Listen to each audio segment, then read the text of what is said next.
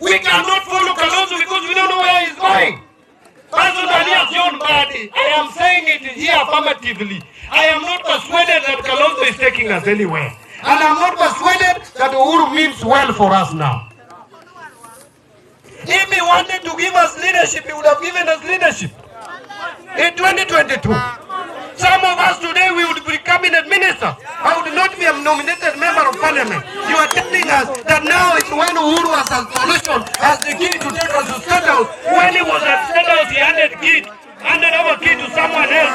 Now you are teaching us that Uhuru can give us the key to State House.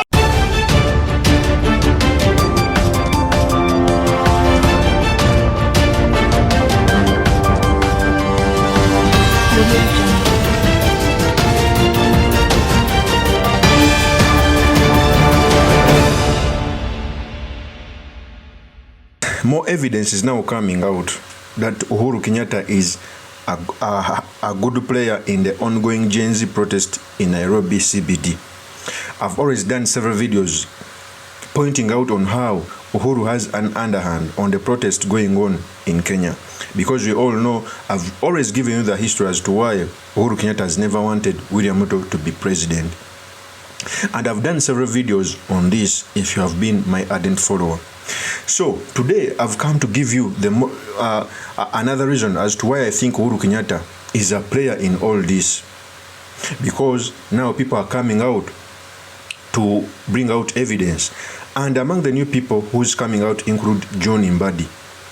John MBADI, on a gathering in Kisumu, he came out to say that they are not following Kalonzo Musyoka and came out to point out that Kalonzo Musyoka is being driven by Uhuru Kenyatta, who does not want dialogue with William RUTO. And that has a lot of things to talk about, because I did a video telling you on how Uhuru Kenyatta is against Raila Amolo Odinga working with William RUTO.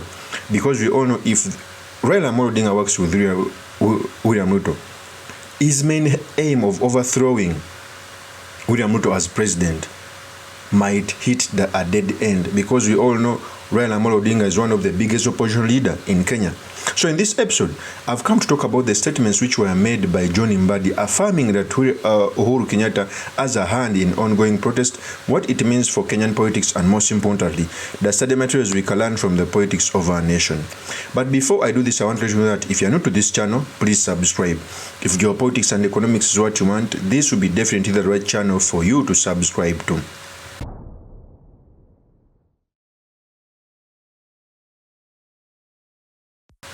So a few days back, John MBADI, an ODM member, came out to say that he's not following Kalonzo because Kalonzo is being driven by Uhuru Kenyatta.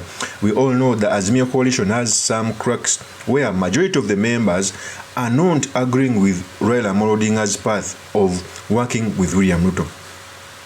And in every video I've come out to say that Raila Amolo Odinga is one of the luckiest, but also one of the people who plays selfish politics whenever he has something to gain. In the past, he worked with Moi to a cabinet position. He worked with Moi Kibaki for a prime cabinet secretary, for a prime minister's spot, although it was justified because Kenya was going to the dogs. In 2017, he worked with Uhuru Kenyatta. Now is working with RUTO to get the AU chair. John MBADI came out to say that Uhuru Kenyatta is doing some underhands to prevent the Azimio to work with the regime. And he came out to say that they are ready to work with RUTO. And for me, I think this is a hypocrisy. Because first of all, the opposition did not engage in the Gen Z protest. They were not the heads. After the vacuum was there for the opposition, the youth decided to rise up and go against the finance bill, because by that time Raila Amolo Odinga was conflicted. He wanted to be the AU chair, so he was working closely with William RUTO.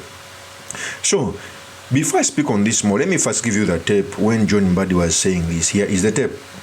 I am in total disagreement with James Agriole. He's my senior, he's my friend, but where he's wrong, I will tell him you are wrong. You cannot tell us that we cannot dialogue, that we cannot talk with RUTO. We cannot talk as Kenyans. What is the alternative? We cannot play politics of populism. We cannot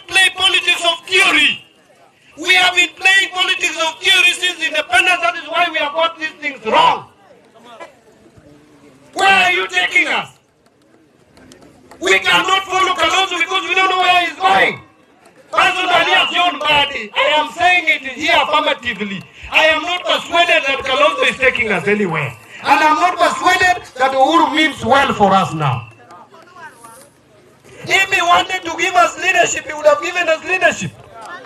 In 2022, some of us today, we would be cabinet ministers. I would not be a nominated member of parliament. You are telling us that now it's when Uhuru has a solution, has the key to take us to State House. When he was at State House, he handed over key to someone else.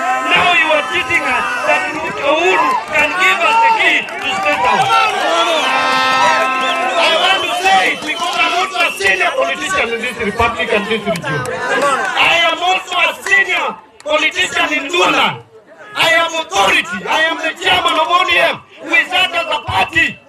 We told the Prime Minister, our party leader, we agreed that we need dialogue, we need discussion, we need conversation. We must decide where Kenya is going. ODM is a big party. We cannot just be passive participants.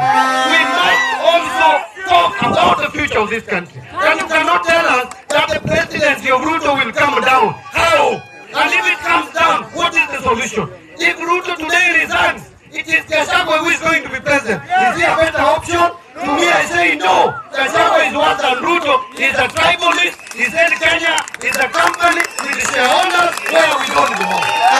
That is John MBADI. You clearly see that John MBADI pointed out things saying that Uhuru Kenyatta is backing Kalonzo Musyoka, telling them not to join RUTO. Because we all know Uhuru Kenyatta has some vengeance. It feels like they were the ones supposed to lead Kenya. He never wanted a person with a poor background to come and lead Kenya. That's why I keep on telling people that William Ruto was God-given to Kenya. He came from a humble background. He became president, going against the odds, defeating one of the biggest opposition leader, Raila Amolo Odinga, a seasoned politician since almost 1992, defeating the sitting president and incumbent. It was so miraculous. That's why I'm saying that even this anarchy is propagated by Uhuru Kenyatta. It will never relent. And I keep on telling people that William Ruto must be conversant. He must not take it as a joke. Okay? He must look around himself. In fact, some of the Uhuru loyalists in government must be identified so that they can be taken home. You can not run a government with saboteurs. You cannot run a government with the previous leader trying to overthrow you. In fact, undemocratically. So the statements of John MBADI, a high-ranking member of ODM, chairman of ODM, some of the seasoned politicians, those statements not be taken lightly. It means that Uhuru Kenyatta is under and working hard to overthrow William Ruto. And this buttresses my point, which I have come out every day to talk about, that Uhuru Kenyatta captured the Gen Z's cause. Because at first the youth came out to fight against the finance bill. Even after the finance bill was dropped, they are continuing to hold demonstrations. That means there is an underhand. Okay, for example, carcasses were brought, very expensive ones on the streets. You cannot tell me that an ordinary student or an ordinary Jay-Z can have such amount of money to bring 10 carcasses on the road. It is very impossible. So, it is only confirming that Uhuru Kenyatta is engaged in these protests. Of course, that's my opinion. Do drop me your comments by commenting about this. Thank you very much for listening in. If this is your first time on this YouTube channel, I implore you to subscribe, like, and comment so that I can be motivated to do more of such videos. I'll see you on another one. Peace.